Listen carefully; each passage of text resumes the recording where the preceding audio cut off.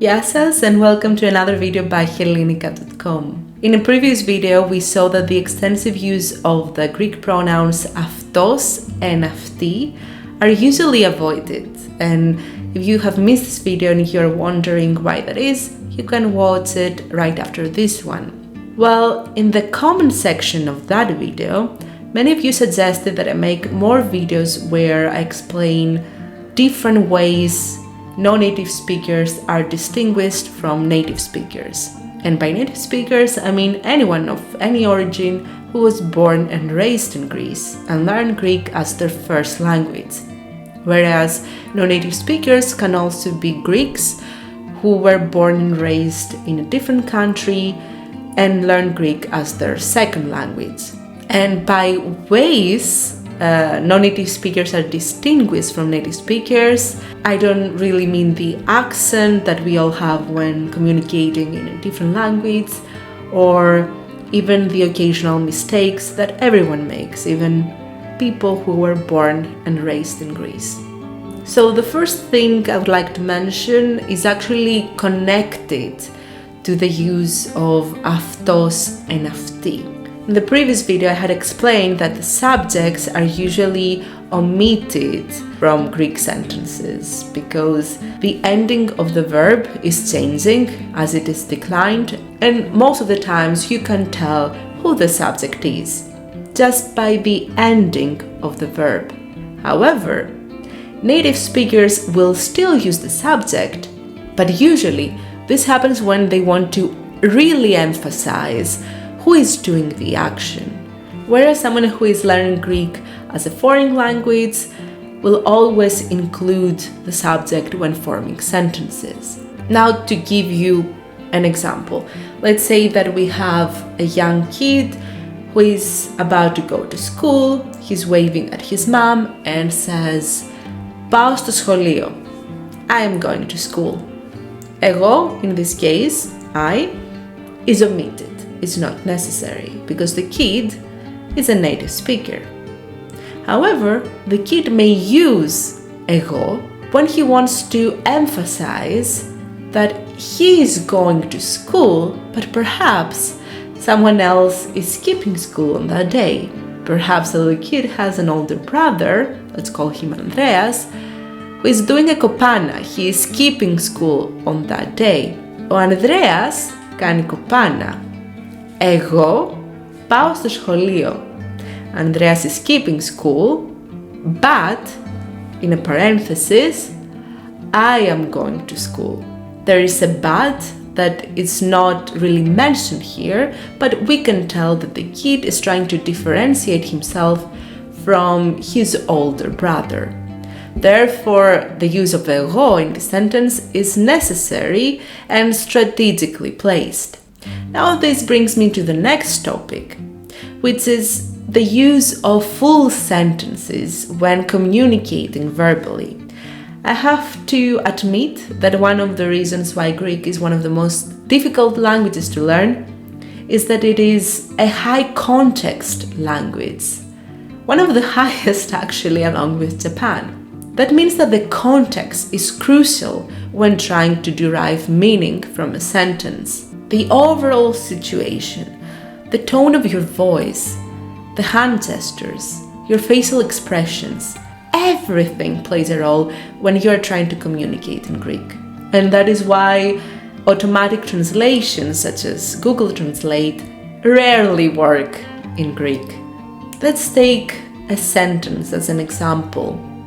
Πάμε για φαγητό, with a miss in a parenthesis. We are going to grab something to eat. Actually, this translation is not 100% true, because depending on how I'm saying the sentence out loud, the meaning will change.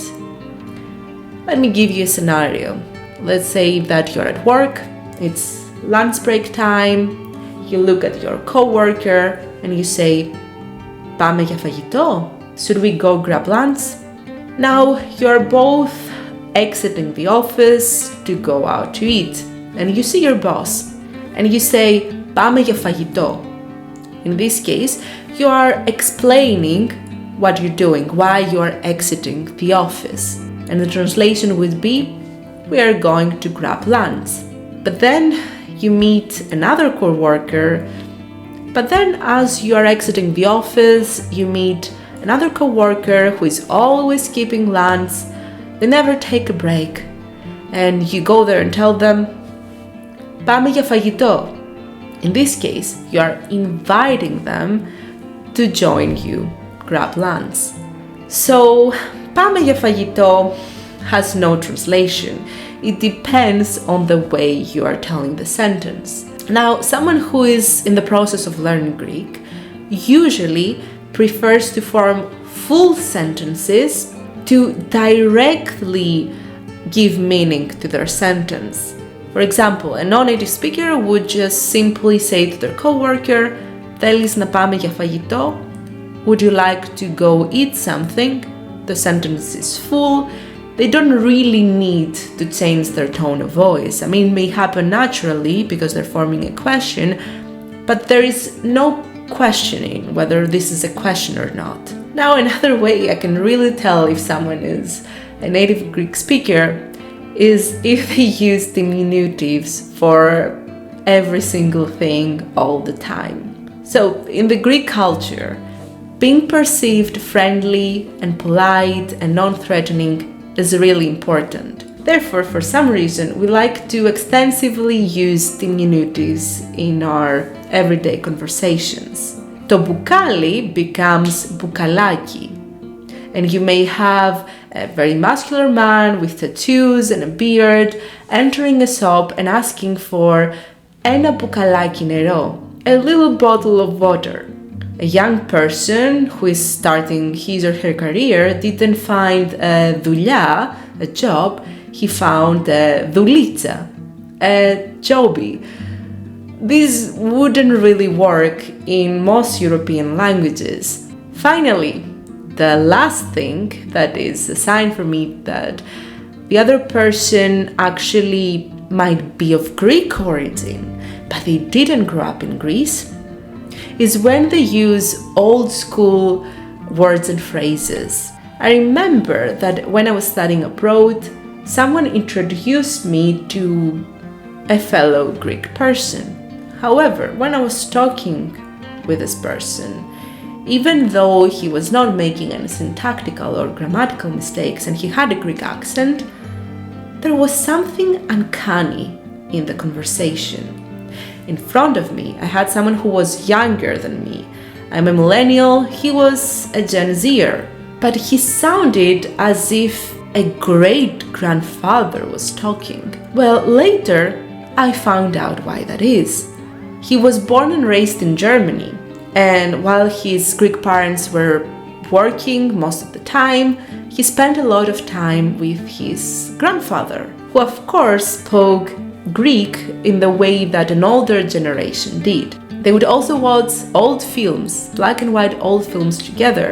Therefore, the words and phrases he chose were not of his generation. So these were a few examples I could think of today. I'm sure there are many more tips I can give you in the future. I'm really curious if you have noticed any of these things. You can share your experiences in the comment section. As always, you can check the description to unlock your Udemy discount and start learning Greek with me. And you can find more information about my book, Stories to Learn Greek. Have a wonderful day or night, and I will see you again with another video.